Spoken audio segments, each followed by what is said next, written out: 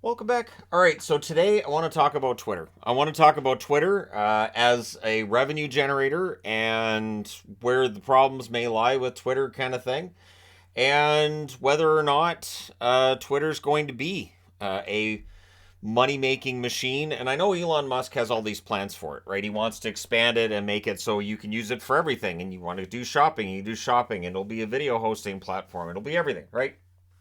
But if you're going to add all of that, you have to have a lot of engineering going into that infrastructure, and it becomes very expensive. All of these things are very expensive. And as a YouTuber, I know that I've always seen I hate these ads, I can't stand these ads. Without the ad revenue, we don't have YouTube. YouTube doesn't exist because servers and infrastructure are very expensive. YouTube, very, very complicated, big platform, and so this is very expensive. Now, for YouTube to be able to maintain this so that I could talk to all you fine people on the internet every day, they have to generate ad revenue. That's just the reality. Twitter's in the same sphere where they have their servers, they have their infrastructure as well. They have to generate ad revenue. Now, you can monetize your users as well. YouTube has that. There's the subscription process. I know on my main account I do have premium service with YouTube, meaning I don't see ads, and that my premium money goes towards channels that I watch on a regular, and I do appreciate it that way. Twitter, of course, with the check marks, and now the new Twitter Blue service that's out there, trying to do a similar thing as YouTube. But ad revenues are down. So the original projection in October of 2022 for this year was 4.7 billion. In March, that dropped to 2.9 billion. It's a lot of money. Now, if we were seeing a large uptick in people subscribing to Twitter Blue, that could offset it somewhat. But by my count, if it's $8 a month, so 8 times 12, and so you have to figure like if you want to make up $1 billion in lost revenue, that's 10.5 million Twitter Blue subscribers you have to gain. One thing with Twitter Blue that I kind of find odd is this is okay, so now your tweets are up at the top of the replies, but if everybody subscribes to Twitter Blue, wouldn't it just all then be the same? And I've started noticing, depending on which tweets I'm looking at, that there's so many check marks that the person whose check marks at the bottom, are you really getting pushed up that much higher? And I've seen some complaints from people who have the blue check mark that they're not seeing greater engagement. They're not seeing that there's the extra views, and or yeah, they get the extra views, but it's negative engagement they're getting. They don't like all the negative engagement. So you can't pay for that and then guarantee yourself a good experience. It's not like Twitter can say, well, if you pay us, then we'll make sure that only nice, flowery comments get posted in response to you. And so it's this muddy, mushy, and it really hasn't generated the interest. Rumored that they're a little bit that they're below 1 million in the subscriber range, which is not enough. They the estimate is that 11 million has been made on Twitter Blue by late March of this year. So that's not generating enough revenue. 11 million times 4, 44 million. That doesn't even come close to making a dent. So this is where it gets tricky, right? Where you've got this $8 a month. Now, for professional companies, it's a little more expensive than that. But it is really a system now where, yeah, it's hard to make money. It's very difficult to make money. Twitter's always struggled when it comes to making a profit. This is I used to wonder this. I would see the stock price. When I was on Twitter a lot more often, and I'd think, well, how in the world are they making money to justify that stock price? How? Where's the money? It felt like, I mean, just Enron with more characters, more letters. I didn't understand where the money would come from to justify this large amount of money that the company was valued at because of the being publicly traded company, which they're not anymore. They're off the stock market, and so they're no longer a publicly traded company. But we know they're still struggling with making money. And no matter how much money somebody has, if they're losing money every single month on an investment, that's going to eat at them. So we've seen a change in CEO. At least this is the plan, that the CEO is going to change over. There's been arguments from Twitter Blue people that they don't like the CEO replacement, that a woman's been named to replace it. She worked for the World Economic Forum, which of course it's this weird, bizarre world that we live in now. But that's caused some Twitter Blue people to say, I'm done. I'm done. I'm not going to be a Twitter Blue subscriber anymore, probably eating into that money. While I don't know if it's going to bring back ad revenues, they have to bring back ad revenues. Now, the other thing I've noticed is that some of the bigger advertisers, that when they have an ad on Twitter, that all the comments underneath are hateful and directed at those companies. I hate this company. I hate this company. And I understand if people do. I get it. But are they going to want to continue to put their ad money into Twitter if all they get is negative, comments, and if they're not seeing the click-throughs? So again, coming back to YouTube, YouTube at times has struggled with ad revenues when there's been a lot of negative attention towards certain YouTubers. This is why I keep an eye on certain channels. I'm like, all right, did he do something stupid? Because when they do, that chases away advertisers. So when a YouTuber does something just stupid, advertisers will say, well, my ad played on that video. I'm not happy. I'm going to take some of my advertising revenue away. And so that negatively impacts the platform. This is why there are certain setups within YouTube that people don't like. They view it as censorship. I've talked about this on this channel before too. But YouTube is trying to make money. It's a business. And Twitter, if it's run like a business, there are certain comments that will automatically get removed, automatically get held. If they're trying to make a profit, they have to make it so that as many people as possible are wanting to use that product. So at that point, it doesn't matter about right and wrong. It doesn't matter. It's profits. And this essentially is what all the online everything is. It's trying to make that profit. For instance, when I see the term carbon neutral for a company, it goes in one ear and out the other, because I've seen some discussion of carbon neutral and whether or not that's actually a thing. So, I mean, the ad revenues declining is an issue, and the fact that the forecasts keep dropping is a major issue. So you have to make a change, and so the company's trying to make a change. The problem is, so now you've got certain advertisers that have left the platform altogether. You've got certain large accounts that have left the platform altogether. And whether we do or don't like celebrity accounts and big accounts, well, if they get a ton of followers, there's a lot of people that are going to be on that platform to see what Taylor Swift had to say, to see what was it Bruce Springsteen said today, Stephen King, whoever, right? And so if these people leave the platform, other people are going to be like, well, I'm not going to go on there as much. And so the blue check mark used to be along the lines of, this is somebody of notice, somebody that we think deserves public notice, and we verified this person is who they say they are. And now with the blue checks, it doesn't really mean anything. It's just, yeah, this person pays $8. They've given us their ID and their phone number. Yeah. And that's basically it. And so you don't know if the name that you see on the account is necessarily the person who verified all that information, because they just verified that they're a blue subscriber. And so, what's like, honestly, if you're running a company and you're asked, okay, so what account is going to be more important from a business perspective, the one with 11 million followers or the one with 6?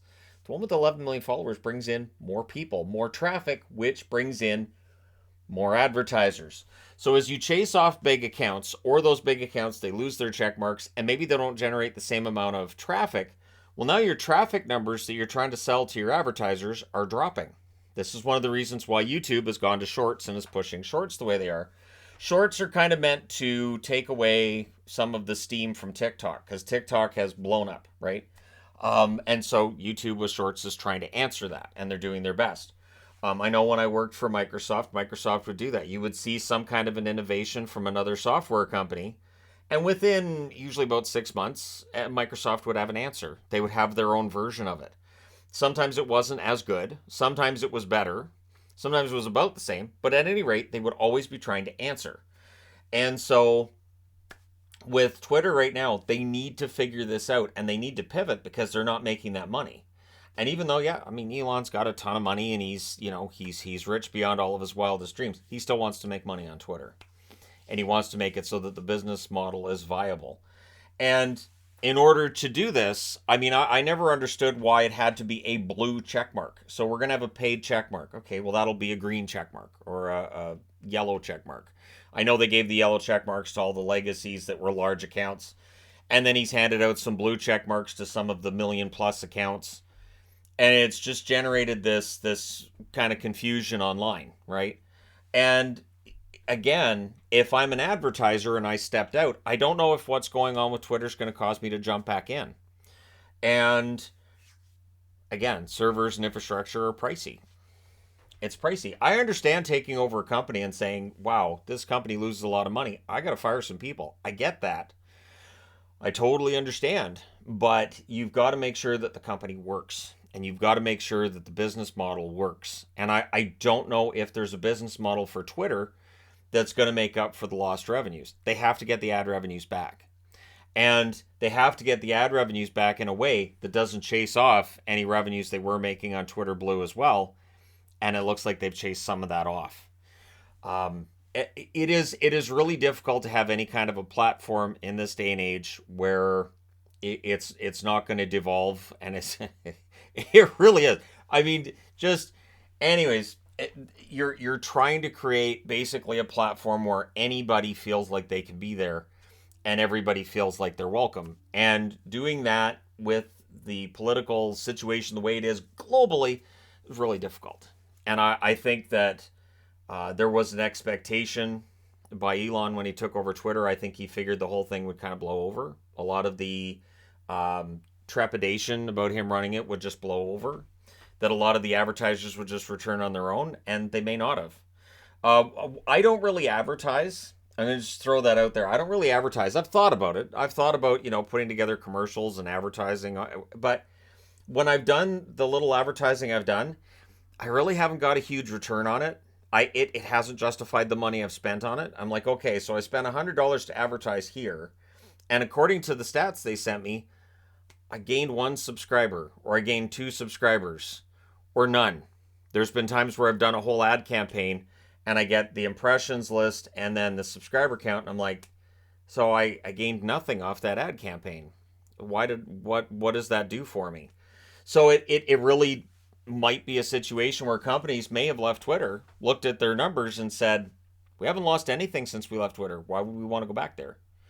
And again, if they feel like the audience that they're being marketed towards on Twitter isn't their audience. So if you hate Disney, okay, but if everybody on Twitter doesn't like Disney, well, Disney doesn't need to put their money there. Disney spends a lot of money on advertising. Same with companies like Coca-Cola.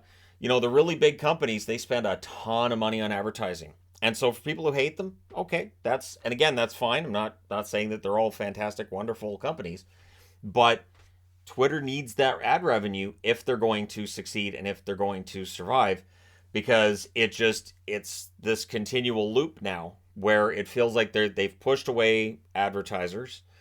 And what also happens is if you're selling ad space, and this comes again from the point of view of a YouTuber that's dealt with this. So ad rates change, and so for my channels, as they've gotten bigger, and because when I post my videos, I say this is not questionable content, this is not controversial, this is not hateful or anything, I get ad revenue quicker than if I was posting something that was maybe not within the rules. I get the ad revenue quicker. And as the channels have grown bigger, the advertisers who want to see their advertisements on videos that I produce, it seems like the advertising money is better per click than it was when I was starting out, because they didn't know. And YouTube may not have been putting prime, really, really good ads on my content. So there's a whole system in place, and I know that when a platform comes out and says we have to, if there's videos of this topic, we have to remove them. We have to, but part of it, or they make it so you can't monetize them. Part of it is advertisers. Advertisers go to YouTube and say, we saw our ads were against these videos that we don't believe in. Let's just say somebody said we're going to banish the color orange. We've had enough of the color orange. And there's a major, let's say McDonald's decides we love the color orange. We can't go without the color orange. And their ads are being played on all these videos that are trying to ban the color orange. So maybe we may have to pull out our money because our ads are being put on videos we absolutely do not agree with the message in. So again, what would you do? And if the argument is, well, I would just go ahead and say thanks, but no thanks, and you're gone, that may make some sense for a person's, morals, but from a business perspective, that's a disaster. And I think that's part of the issue here is it's not really a moral issue with some of this. It's just it's marketing, it's business, it's capitalism. It's how do you make the most amount of money? And these companies are trying to figure out how to make the most amount of money. And certain content will generate more money and less controversy, and so that's where the ads are going to be placed. And so again, I feel like I've been very fortunate that my content has remained, in a sphere that doesn't get. And that sphere change? Absolutely, that absolutely could change. But at this point, yeah, it is where it is, and it feels like still trying to figure this out. I hope they do, because I think Twitter is a very valuable service. There are a lot of people on there. I think that it's overestimated how many people are on it, though. And I do think that those numbers have dropped in terms of actual people. I think there's a lot more people who have duplicate accounts. I have one account on there. It has like 6 followers. I don't comment very much at all. I use it to make sure that I know what's going on with the National Hockey League. Very often, Twitter will have the information before Sportsnet, before TSN, and so it's a way for me to kind of get out ahead of that. And it's just, yeah, that's why I'm still on it. But other than that, I don't use it for any kind of personal interaction or anything, networking. Otherwise, um, it just, and so no, it wouldn't be worth the $8 a month for me if I reactivated the Hockey Guy account. It wouldn't be worth the $8 a month for me to get a check mark. It's not there. I don't see $100 in value with Twitter. One thing that I did double check too, because I want to just tie this in too. When I deactivated my Twitter account, I was like, okay, so is this going to negatively impact my numbers on my channels? And it didn't. It had no effect on the numbers whatsoever that I saw. And I felt like, okay, so I've been overestimating what Twitter might do for me. And I noticed too that when I was putting up tweets that were related to videos, I might get 5 or 10 likes. I might get, a handful of views on this and that. And I thought, okay, so what am I doing? Like, and that was an honest question I was asking myself, like, do I really need to be on this platform? And the answer was not really. And again, coming back to the advertisers, there may be advertisers who left who may just look at the bottom line and say, we haven't lost any money and we don't have to deal with all this hate online. We still make, our billions and billions and billions. It hasn't affected that. So, all right. And so that's going to make it more difficult for Elon. Even if there's a new CEO, even if there's a new way of doing business that comes in, it's going to be tough to win back those advertisers. There's a lot of not safe for work content on Twitter now. It's very, very prominent. It's kind of everywhere. A lot of adulty stuff on there. So, and that's going to push advertisers away as well. That's absolutely going to push advertisers away because it's just, are you 18? Click here. And I mean, I've been on the internet since the 90s, and it was always, boom, I'm 18, everybody. And just, yeah. So anyways, it's just, I it feels like it's the Wild West on there. And I know there's people who enjoy it, but it may not be a way to make things profitable. So, yeah, there's that let's make things profitable side of things, because eventually if you don't, you either end up with a company that's just not what it was, you lose money. At any rate, I'd be interested to know your thoughts. Because again, it's a company, it should make money, it should have all the investors happy and everybody company wide happy, and that ideally is the plan. I will say this in closing too. I remember when I was working at the call center, and our contract was with Microsoft. And when Microsoft made the decision to get out of providing ISP support, so they were no longer an internet service provider, when they decided to start just divesting everything and stripping everything down, it was fast. It was a very, very fast pivot because Microsoft wasn't making money on some of these things and they were trying to do too many things at once. If the plan is to make Twitter everything for everybody all the time, I don't know that that's going to work. It's hurt Facebook. It's hurt Facebook. The whole meta thing, and oh, we're gonna live in this virtual world. Okay, Zuckerberg, the world looks like crap. I don't know. It's your fault. How's it my fault? What are you talking about? Anyways, I sometimes think they get too ambitious, which is something I've talked about as a YouTuber. I'm happy as a YouTuber. So when people say, "Oh, you should be on TV networks. You should be here and you should be here." No, I am happy on YouTube at this point in time of my life. I am quite satisfied with the job I do every day and with being here for all you fine people on the internet. I don't need anything else. I don't have that ambition for more, more, more, which is part of what confuses YouTube too. Because YouTube will email me, "You can make more money if you do this, and you can make more money if you do that," and I kind of email them back, "Meh." But don't you want to make more money? I'm happy. I have a job that makes me happy. I have a job that I couldn't have dreamt of 10 years ago. So I'm good. I'm fine. Yeah, it would be nice to have more money, but I'm good. You know. So when the channels do really well and the income reports are fantastic, great. And then when they're down, all right, I'm fine. We'll be fine. So, and I think part of that is I spent about 20 years of my life completely flat broke as an adult. About 20 years just broke all the time. You would have on Thursday night that moment of, I'm going to have money in my account. And so at 4 a.m. I'd have money in my account, and by about 10 a.m. on Friday it was just gone. Just tumbleweeds anytime I loaded up my account balance. So yeah, it doesn't really appeal to me, the constant seeking more, more, more, more. So anyways, let me know your thoughts. How would you fix Twitter? You take over Twitter tomorrow. How do you fix it? Let me know your thoughts. Hit like and subscribe if you're browsing your way through. You just happened upon this video. Thank you guys so much for watching, for all your support. I will talk to you again soon.